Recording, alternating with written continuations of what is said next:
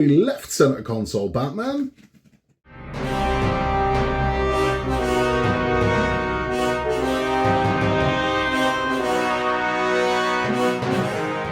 Hello there, my little Mr. Freezers, and welcome back to Building the Boys. We now have issue 68 of Hachette's Build the Batmobile Tumbler, and in this one we'll be completing the center console.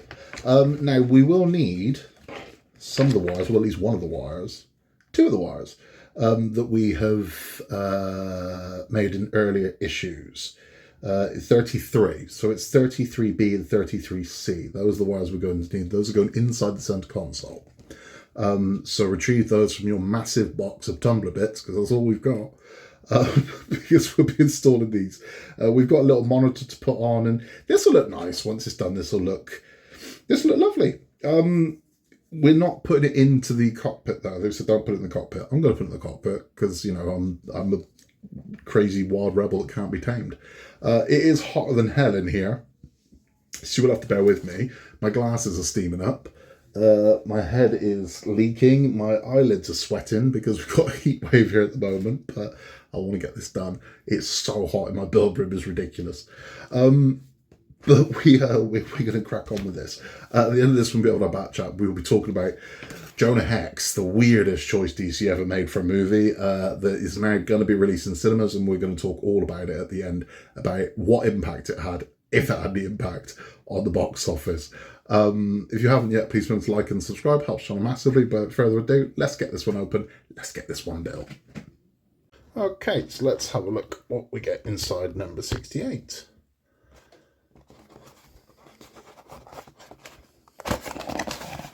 More of the same, I reckon. Yeah, so we know that's going to be the... Feels like yeah, there is two pieces in here. So we've got this piece here, and the opposing part of the console there. So these two console pieces, lovely stuff. Whatever's in here, let's have a look what's in here. And we have a sticker. Let's keep that safe. What else we got in here?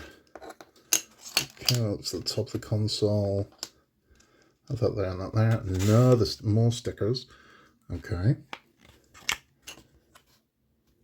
Okay, so what that is, what else have we got? Whatever this is, and then a bunch of screws. So this is, okay, that's the monitor. And then we have DP, CP, and GP screws. So DUP, GUP, CUP. Right, let's get this built. So this is the piece we're working on first. I'm working with the tabs of the one. This is double-sided tape they've given us, and we are going to put one strip on each side. There's supposed to be, yeah, it's 2 3M strips. So we're going to take one off. If we can take one off, we can. Take one off here. We're going to apply this along the sides here. Now use tweezers if you need to. I don't think I need to. But if you need to, you go for it. So there we go. I'll put one along there, like so. Then we take the other one. That's going to go with the post inside. Taking this one here, and pop that on there. Okay. Now I'm going to take the backing off. Now this part I can't need tweezers for. No, that seems to have come away quite nicely. There we go. So it's that piece off.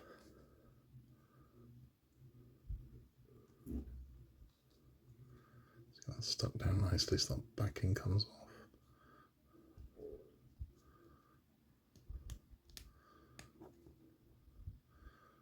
I think I might need to tweezer this.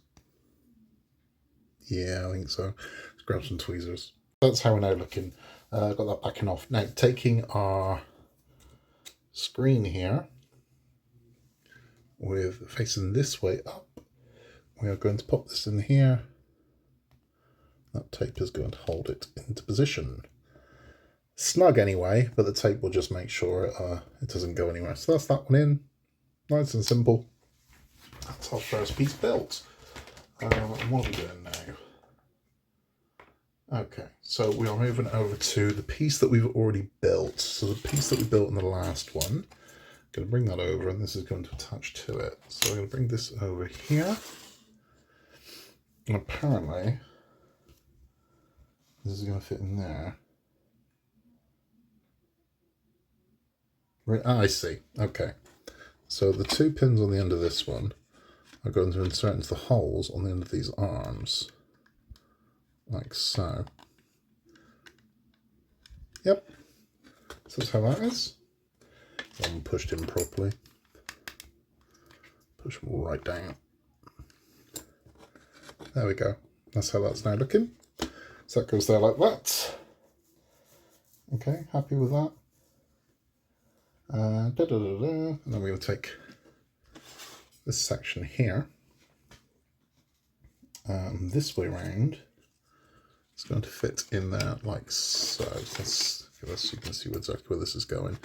So those are going to match to this. So you'd like to think that once it's in position, it will lock in. I see. What are those pins for? Are those pins going anywhere?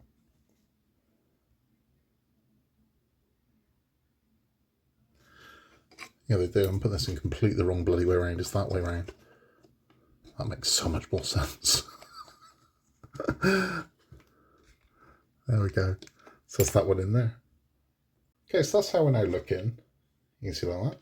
We're now going to take this silver piece, which is center panel, and then we're going to go this way around here, and this is going to fit into these here. So you've got these pins here that will fit into these little holes here, and this should push to fit. It's really hard for me to see this because my glasses are steaming up in the heat wave. Bloody hell. I'm not going to abandon this, even though my glasses are steaming up. I'm going to get it done. I'm going to earn this one.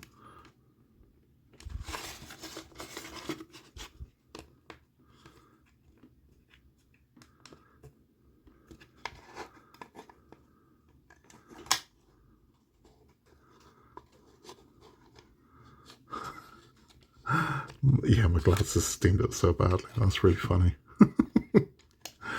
Right, let's get up close and personal with this one. Get it in. Moving this just to the side for now. These are the 2 wires you're going to be working with. Now, these are referred to as 33B and 33C. Now, we're not going to do that. We're going to use logic for the sake of this. So we are going to see here we've got 14 and we have got 13. So we're going to refer to these as 13 and 14 because that's a much easier way of doing this than calling them 33B and C. So 33B is actually the wire that has number 14 on it. So that's the one we're working with. So we're working with 14. This is the first one we're working with. We're not going to the blooper reel. Not for that one. Right, so here's this one here. Right, we are going to insert this into here like so. So what's going to happen is this one here. Let's get this so you can see what's happening. It's going to fit into here. So that's going to go in like that. And I'm going to secure that in place with a single GP screw. So let me get that ready. Let's get that done. This GP screw is quite long. Don't over tighten this. We're going to get this in. We're going to get this secured. But we're not going to over tighten it because you don't want to damage this switch. So get it so it bites. Get it so it holds. That's plenty. So that's going nowhere. That's in. That's sorted. That's all we want. We don't want to go mad on this. Because as I said, you will bugger that up real quick if you over tighten it. We don't want to do that. Right. So that's that one in.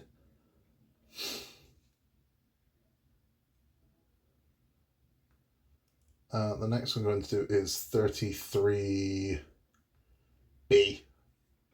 Right, so let's line that one up and let's get that one in. That one is going to go into here. So this is the one that's marked as number 13. And this is going to go in there like, oh, that way around. No. How am I doing this wrong? I see. I got it in that way.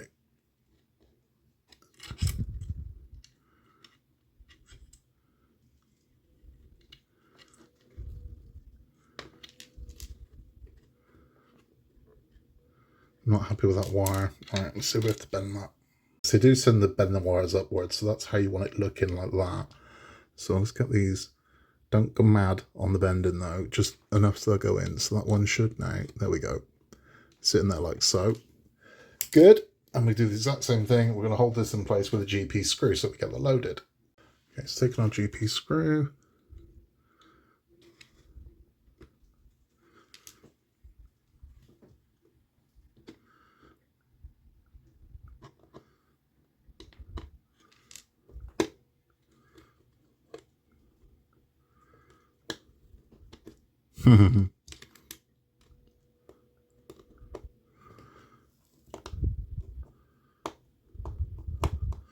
So always reminds me of Lego Batman when I'm having trouble with one of these things where it's everything's black or very, very, very, very dark grey. But trying to put a black screw against a black black part, got into a black part with a black screwdriver when my glasses are steamed up. Not the easiest thing in the world. But it will go.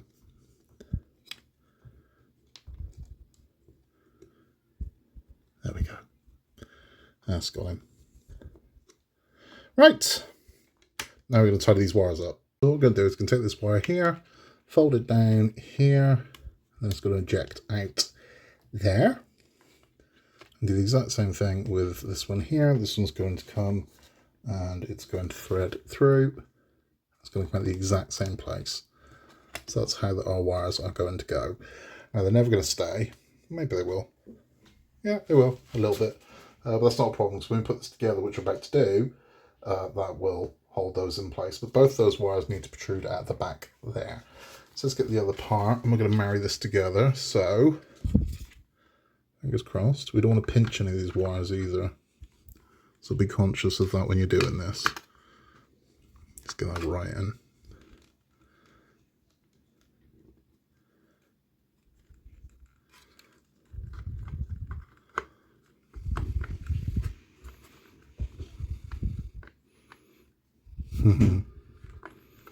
This is easier said than done.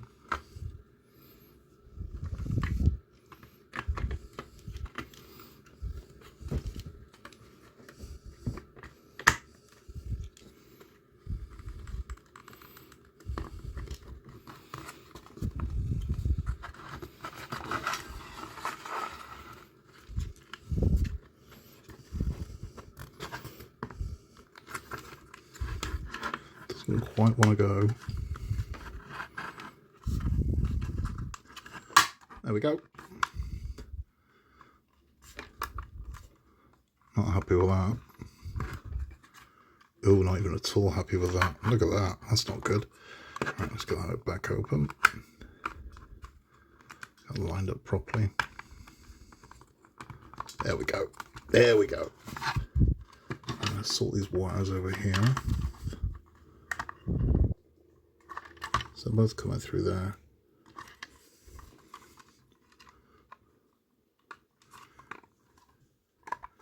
Yep. There we go. So our wires are both coming through there. The console's all together exactly as it should be. So that is how we're now looking. Now I would imagine we're going to screw this together, and I'd be right. So what we're going to do is line it down this way. Single DP screw is going to go into there because our bar should have come through the other side. So I'm going to put single DP in here. So that's single DP, and I also noticed I put the bloody panel in the wrong way around. It's the right way around now. Now this is going to tighten up here, so we're going to put some screws into here and here, and we are going to be using CP screws. And I like CP screws because they're just normal screws, if I remember. Yeah, they are the most generic partwork screws you could imagine, CPs. There's something very comforting about that. So we're going to pop in one here.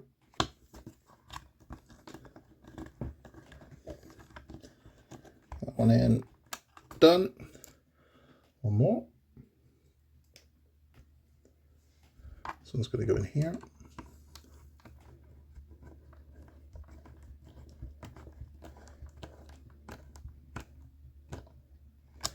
There we go. So those ones are in. So that's looking nice. It's all tightened up. Happy with that. There we go. Happy with that. Lovely stuff. Right, so that's our centre console. Now there is a bit more to do to this. So let's see what else we have to do. Flip this around. More CP screws. We've got more to go on the other side. So we'll turn this around here. I've got 4 CPs to go in there. Let's just get those done. This will be nice and easy.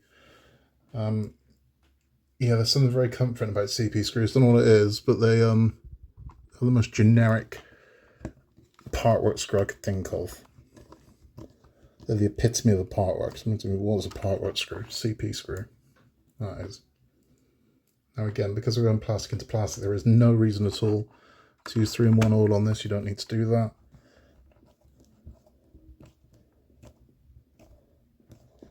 But don't over tighten these again, so they bite. And that's it, stop.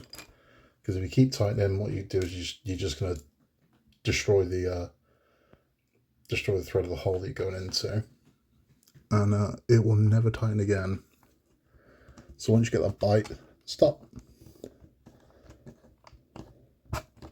There we go, that's it. That's as tight as I was going to get. If you try to over tighten that, you can actually loosen it. Because you'll destroy the plastic that's going into.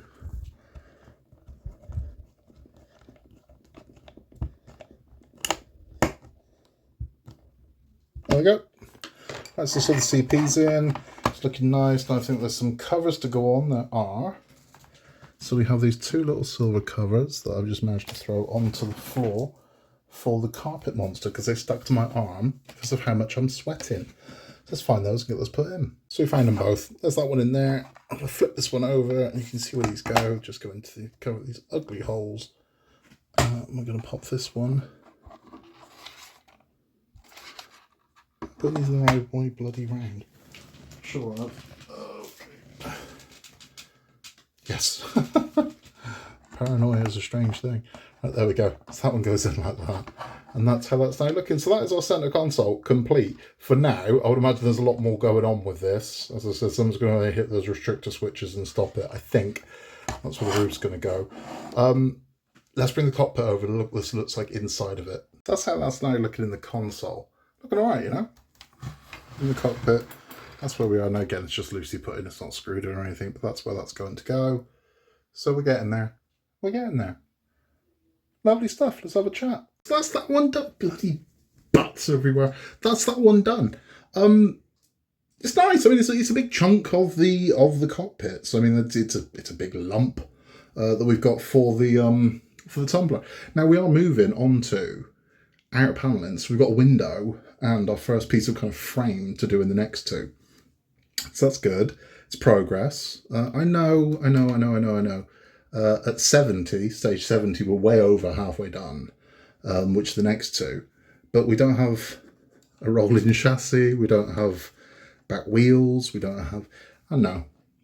It's weird. It's just a strange build, but it's what it is. It's unique. You got to give it that, you know? So it's what it is. Keep the faith. We're going to have an awesome Tumbler at the end of this one. If you are just sticking around with build instructions, thank you for stopping by. Please remember to like and subscribe, helps us massively. If you're sticking around for our bat chats, we'll go more into this one.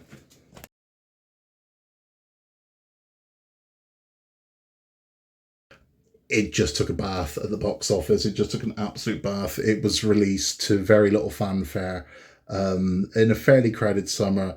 It was a movie no one wanted, no one really understood. Too much explanation had to happen to get people to buy tickets. You would have to go into the whole, well, no, what it is this and this and this. And I can remember seeing the people doing the kind of press junket and having to explain the entire history of the character. Okay, what you need to know about Jonah Hex is this and this and this and this and this. And it's like, if you go explain that much stuff just to sell a ticket, you're not going to sell tickets. Does it look good? Yeah. Is it fun? Yeah, I'll buy a ticket. Does it look overly complex and a bit weird? Yeah. Maybe I'll buy a ticket. But then when word of mouth comes out that, oh, it's terrible. And that's what critics absolutely savaged it. And then even you could tell the actors themselves weren't happy with it. And they have all spoken out about it since. So Megan Fox said she never wants her kids to see it. Not because it's gore or anything, just she's embarrassed by it. She said it was a miserable experience filming it. Josh Brolin said the same thing. He said it was absolutely miserable. He said he knew when they were making it, it was bad. He's like, I knew what we were doing was bad. And it's like, that's got to be horrible as an actor. He's like, I know this sucks. I know this sucks. He said the director was massively inexperienced, shouldn't have been doing it, didn't really know what was going on. And he said it was just, it's bad. He said, it's bad. But they were constantly doing reshoots and rewrites whilst they were filming it. It's a train wreck. And it was, and it comes across on screen. So it released, as I said, with quite a lot of fanfare. But it debuted at number 7. That's bad, right? And it was out of the top 10 the following week. It spent 1 week in the top 10 at number 7. That was it, and it was out. Warner Brothers did whatever they could do to kind of salvage this. So they reduced the window from it being in cinemas onto rentals and onto home sort of streaming at the time, which was limited. DVD sell-through was still a big thing at that point, so they sped that process up as quick as possible. I think in looking at it now, they're probably thinking we should have just released that straight to video. It should have been a straight to DVD thing. We should never have released it in cinemas or shelved it. I mean, that was because it's bad. It's really bad, and there's a lot of things that have been blamed for it. Studio interference is one of them, which again, having had my own experiences working professionally with DC, I can completely understand. But it's they said it just wasn't a good experience. Nobody was happy with their experience on the set of Jonah Hex, and it shows on film. But bizarrely, that one came out before a Flash movie, before an Aquaman movie, before they decided to dump 80 million into Jonah Hex, because that's what it cost. It did about 17 million at the box office, which shows just how much money they lost on that movie, an absolute fortune. And what a weird choice. But they were going to learn from this, weren't they? Surely.